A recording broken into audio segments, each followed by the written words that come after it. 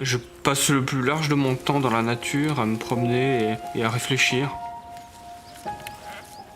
À penser, à regarder les insectes, les fourmis surtout.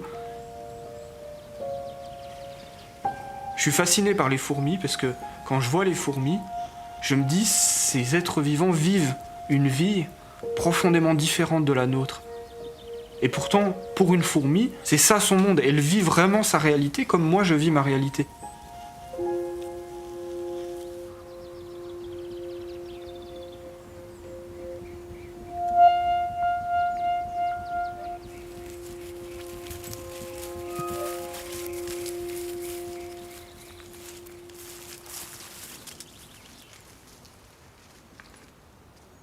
Regardez, les hêtres sont juste pas encore jaunes. Par contre, les sorbiers des oiseleurs, ils arrivent un peu plus rapidement jaunes et les érables encore plus. Il y a la brume qui descend du sommet, là, on la voit traverser les arbres. C'est assez beau. J'ai beaucoup de réflexions esthétiques sur la beauté. Qu'est-ce qui fait que c'est si beau et du coup, qu'est-ce que c'est le beau et on en vient donc à des questions d'ordre philosophique.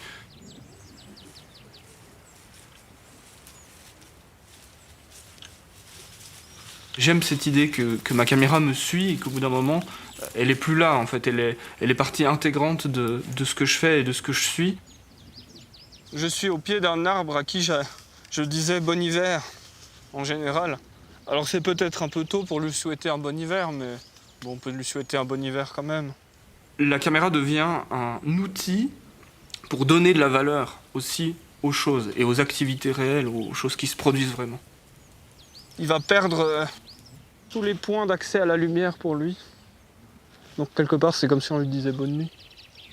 Bonne nuit l'arbre. Bonne nuit l'arbre. Enfin là, il voit encore pas mal. Il trouve que c'est trop tôt pour dire bonne nuit. Mais moi, j'ai toujours dit bonne nuit aux gens très tôt. À partir de midi, on a le droit de dire bonne nuit. Bonne nuit l'arbre.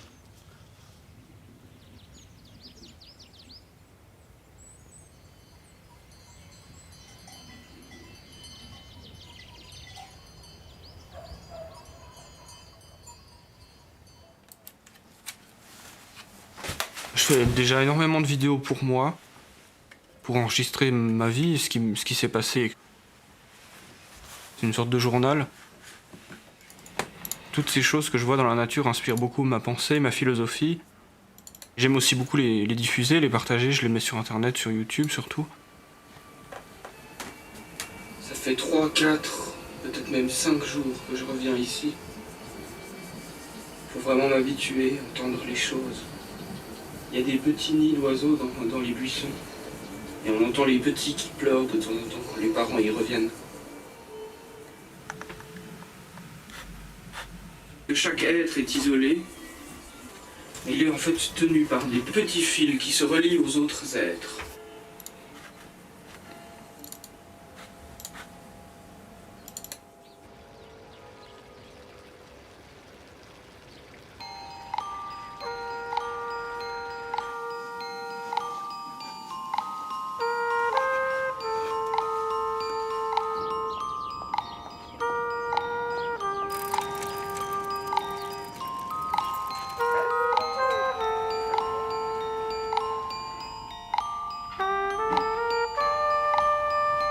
Ici, on est dans la maison de mes parents, on est donc chez moi. C'est ici que j'ai mon atelier, parce que je commence à me lasser de penser tout seul dans la forêt et que personne m'écoute.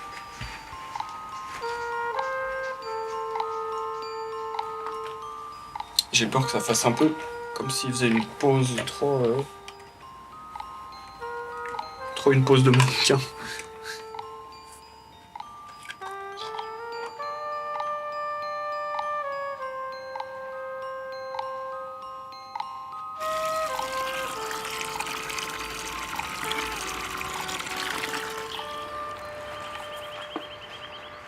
Quand je fais de la sculpture ou de la peinture, mes pensées passent par mes bras, mes poignets et produisent des mouvements dans la matière.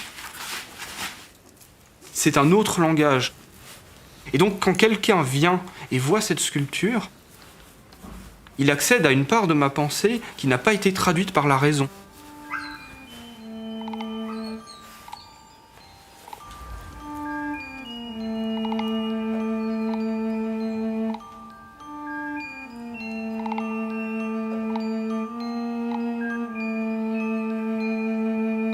Ça, c'est le fou. Il ose aller sur les ponts les plus glissants, sur les routes les plus dangereuses. Il ose traverser la corde. C'est un funambule qui danse avec le chien. Le fou, en général, il symbolise plutôt celui qui arrive à protéger toutes les idées de la raison. Et ça, c'est un symbole qui me parle beaucoup. Oursley,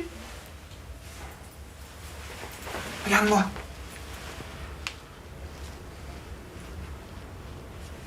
À l'intérieur des pattes.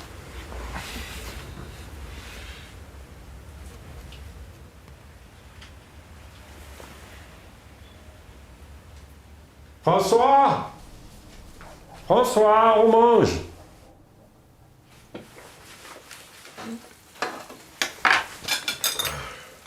Santé, François. Tu bois comme de l'eau. Ouais. Tu veux le couper, le griotier? Non, mais la prochaine grosse tempête, il tombe. Si tu veux abattre le griotier, on garde 1 mètre et puis on met une sculpture à la place. Bah, il faut faire une grosse. Un jour, ça va casser, mais c'est pas Parce que grave. le tronc, il est comme ça. Ouais, bon, on n'est pas obligé de faire une sculpture de la taille de l'arbre. Hein. Peut-être une Ouais, petite mais sculpture. super. Je me sens en permanence en décalage avec les gens autour de moi. Et souvent, c'est une sensation que, Ah, du coup, finalement, si on avait 100 ans pour parler, je pourrais me recaler sur les gens, mais j'ai pas ce temps-là. Et donc, je sais en permanence que je ne dis pas tout ce que je pense, puisque en fait, je pense 500 mots quand j'en dis un. Et donc, en permanence, je suis en décalage avec les humains avec lesquels je coexiste et avec lesquels j'interagis. Viens, Oursley, viens, on va dans la voiture. Dans la voiture, va. Ça a peut-être posé ce qu'on appellerait des problèmes pour ma sociabilisation ou je ne sais quoi, mais je vis très bien la solitude et ça ne me dérange absolument pas.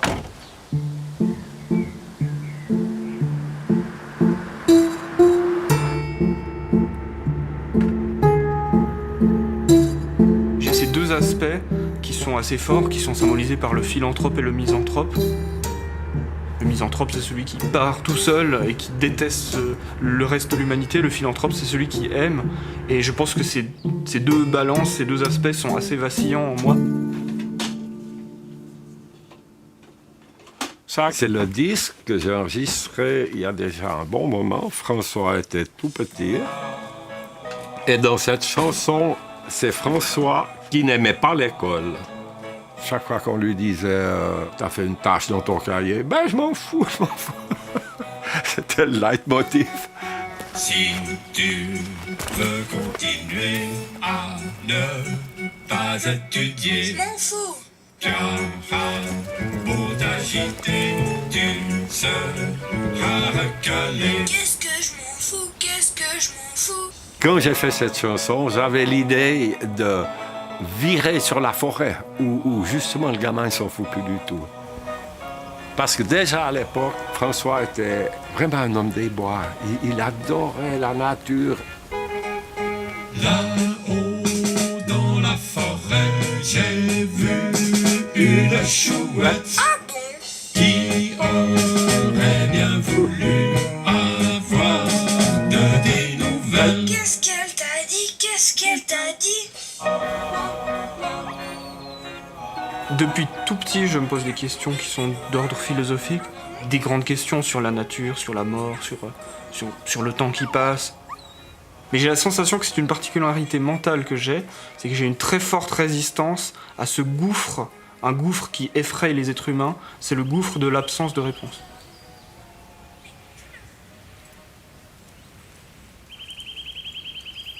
Un jour, on l'a perdu dans les bois.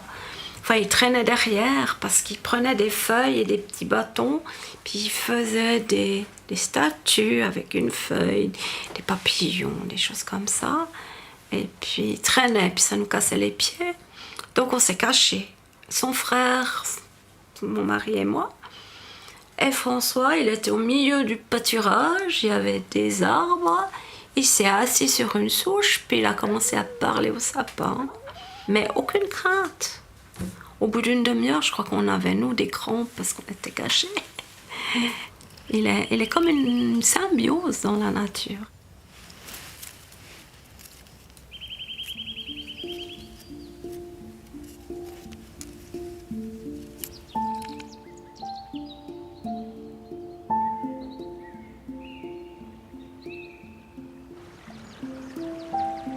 En été, il fait un peu chaud et au lieu d'aller me balader dans les prairies en dessus du village, souvent je vais à la rivière. Je fais des petites têtes en argile, des petites sculptures, des petits personnages, des petites choses. Cette année, j'ai placé l'argile en faisant un petit escalier qui descend d'un rocher. Et je me suis dit, tiens, c'est intéressant, on dirait qu'il y a des gens qui vivent là, qui montent ce rocher, alors je leur ai fait des maisons au-dessus du rocher, puis un pont qui traverse le bas de l'escalier jusqu'à l'autre rocher.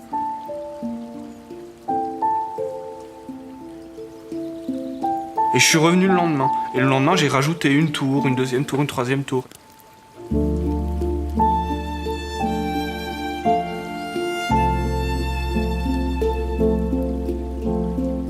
Et de jour en jour, je me levais le matin et rien d'autre au monde n'avait plus d'importance.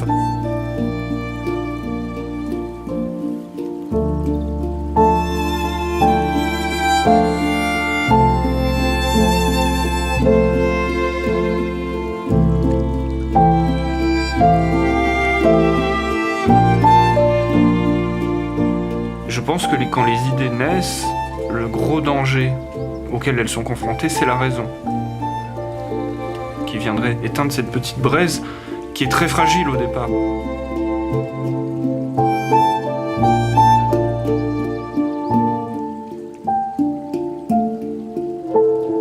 Malgré le fait que la raison nous dise mais ça sert à rien, ça sera détruit, ça sert à rien, ça ne rapporte rien, ça sert à rien, ça n'explique rien à personne, malgré tout ça, je, tout seul, sans le regard des autres, je donne de la valeur à cette construction.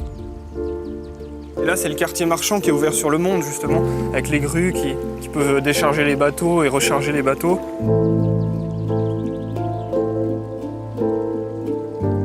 Ça, c'est la porte de l'ermite. Là, je suis en train de lui refaire sa lanterne, parce que c'est un ermite qui tient une lanterne pour indiquer aux bateaux qui passent là sous le pont qu'il y a des récifs, donc c'est dangereux, c'est très serré.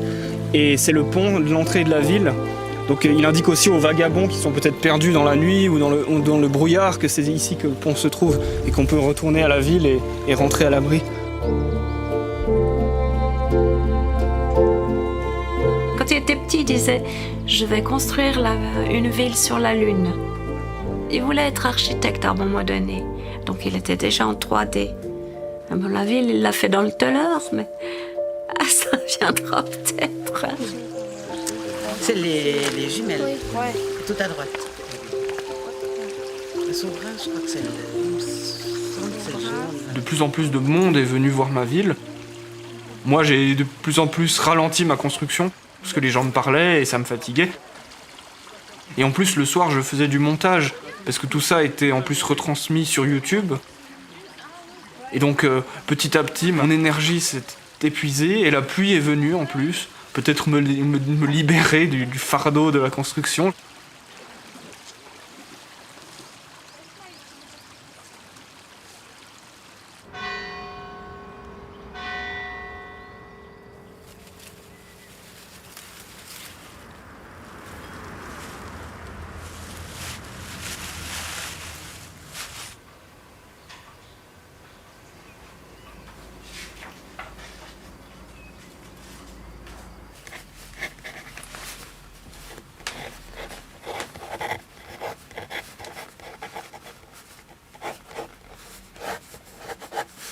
Je suis en train de réfléchir et de travailler peut-être à la construction d'une nouvelle ville qui serait moins éphémère.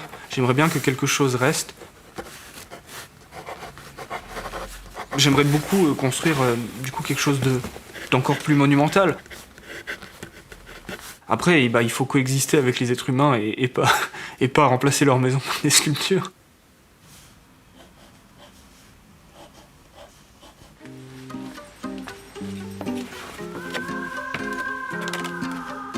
Depuis tout petit, j'imagine des peuples, j'imagine des civilisations, des armées, des gens qui vivent leur vie et qui ont leur propre culture et qui construisent leur culture autour d'une géographie, de quelque chose qui s'est produit pour eux.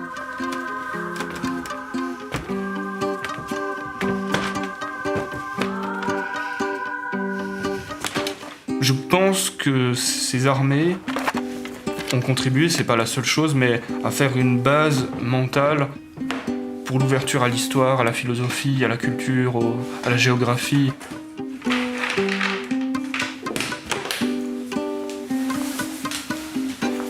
Là, on a le peuple géométrique. C'est un peuple très hiérarchisé autour de la géométrie. Donc il y a toute une caste des carrés, toute une caste des triangles et toute une caste des ronds. Les ronds sont les ingénieux, les savants.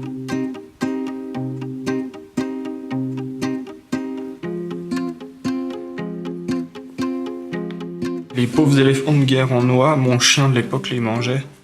Il les pétait pour manger la noix. On a toute une armée d'anglais, et cette armée d'anglais, j'ai fait une erreur d'héraldique, c'est que je leur ai mis les blasons de la Normandie. Donc, au lieu d'avoir 3 léopards couchés, ils ont 2 léopards couchés. Donc je savais pas, mais toute mon enfance, j'ai joué avec une armée de Normands et pas avec une armée d'anglais.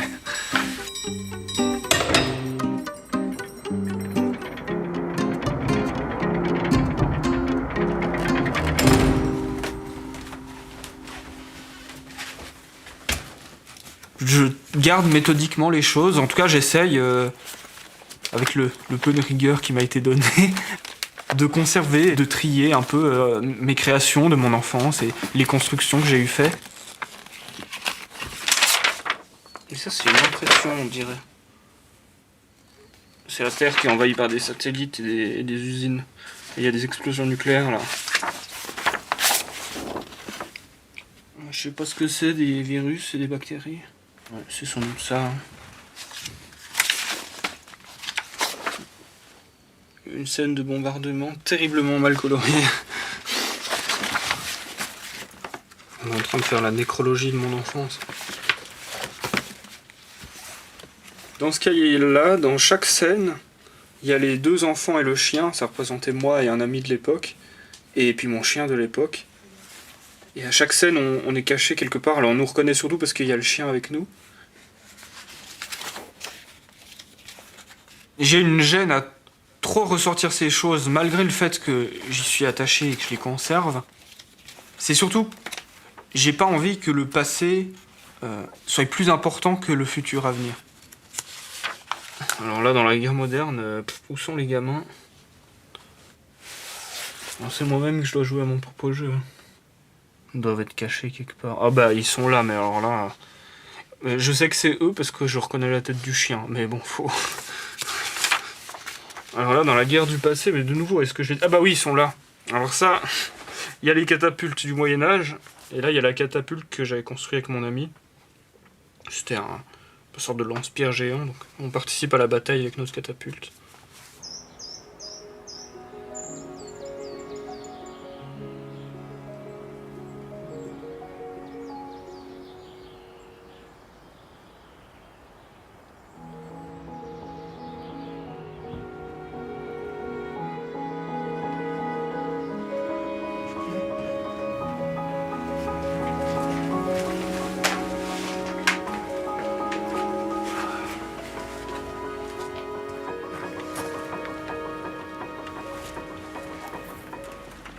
La caméra, Tiens, charge ça, je t'apporte. le chien, le sac de n'importe quoi.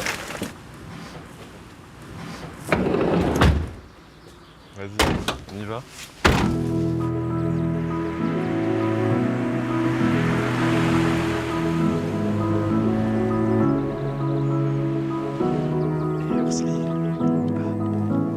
Et du coup, tu pensais la mettre par là? Alix, c'est quelqu'un qui habite dans le village d'à côté du mien, Sobra, mais on a pratiquement le même âge et les mêmes passions, mais on se connaissait pas. Tu connais cet endroit? T'as déjà venu? Ouais, je connais. Ma mère, elle m'avait mis l'article de côté avec son château d'argile. Regarde, il y a un type, il a construit quelque chose dans la rivière et tout. Puis là, je le vois qu'il a fait son espèce de cathédrale qui fait 8 mètres carrés en point complet. Puis je suis là devant, je fais ah, purée, quand même, quoi. Puis en plus, c'est pas un vieux de 50 ans.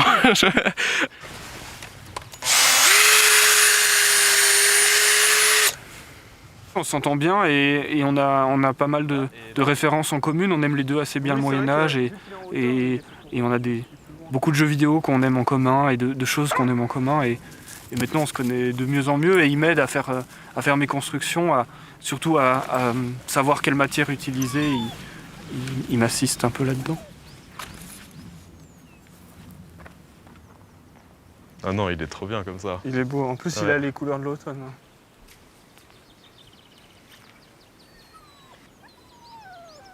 C'est ça, la statue du fou elle représente le fou après une longue balade et le chien qui veut se reposer. Là c'est pas possible, il a pas couru de la journée lui. Ah t'as pas couru de la journée. Baisse un peu ton bras droit, enfin tu le déplies un poil, genre 10 cm. Voilà. Bien, bravo Orsli. Ah non mais j'aime pas, ça me met mal à l'aise.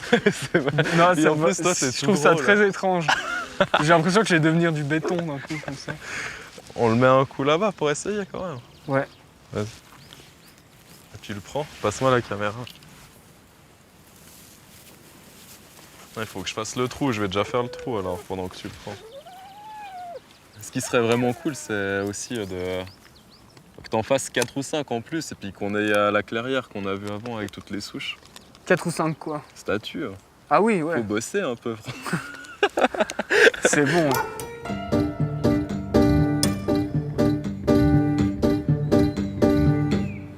Oh oui. Ça marche.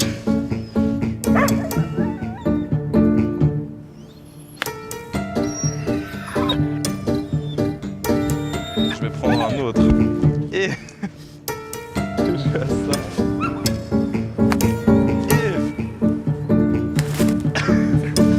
Et tu t'es trompé de vocation en devenant artiste.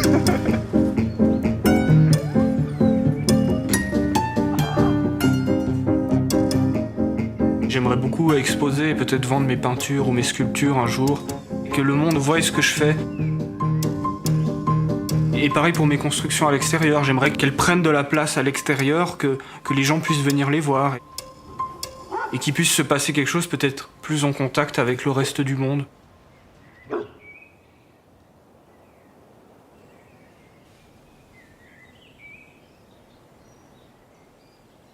C'est des dessins de la ville que j'aimerais bien construire. Genre si tu voulais la faire là, Ouais. Enfin, Alors, on peut pas la faire là. L'idéal, ce serait d'avoir un rocher un peu plus gros au centre. Tu vois, là, il y aurait une forteresse avec Tu ferais une grande cathédrale quand même. une grande cathédrale. Alors là, elle est très symétrique. Hier, je me suis dit peut-être que je pouvais la faire plus, qui fait des torsades comme ça. Et tu vois, au centre, il y aurait par exemple une porte avec un insecte qui écarte ses pattes et qui laisse passer les gens sous la porte. Et puis sur tous les côtés de la ville, des personnages insectoïdes. Le summum de ce qui serait beau, ce serait qu'une fourmilière s'installe au milieu et qu'il y ait des fourmis qui habitent. Ouais, puis qui bougent partout. Comme si dans la elles vivaient ville, dans les tout ça. ruines de leurs ancêtres. Un peu comme les gens ont vécu dans les ruines de l'Empire romain pendant le Moyen-Âge. Oh non, Orsli, tu vas te blesser. Il va mettre la patte devant. C'est motivant aussi de pouvoir partager à quelqu'un et de se dire je lui ai dit ça, donc moi-même je vais pouvoir me reconstruire par-dessus ce que je lui ai dit et ce que j'ai construit avec lui.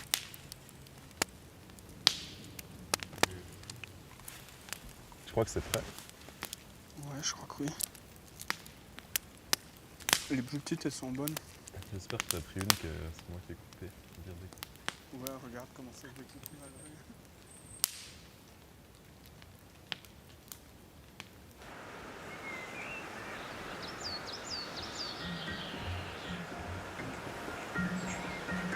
Orsli, viens.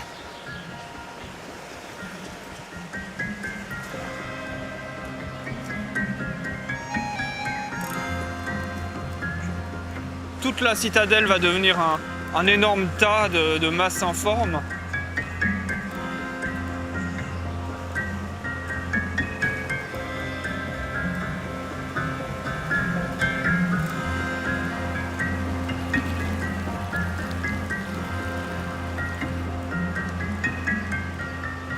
Pour moi et pour la ville en elle-même, je suis pas triste. J'aurais préféré qu'elle ne soit pas détruite, mais je suis pas triste. Je suis pas plus triste que le coucher du soleil le soir. C'est une chose qui arrive et j'ai pas d'énervement. Une espèce de mélancolie plutôt. Un peu comme la fin de la journée ou l'arrivée de l'hiver, mais je pense pas qu'on peut être triste parce que l'hiver arrive ou parce que le soleil se couche.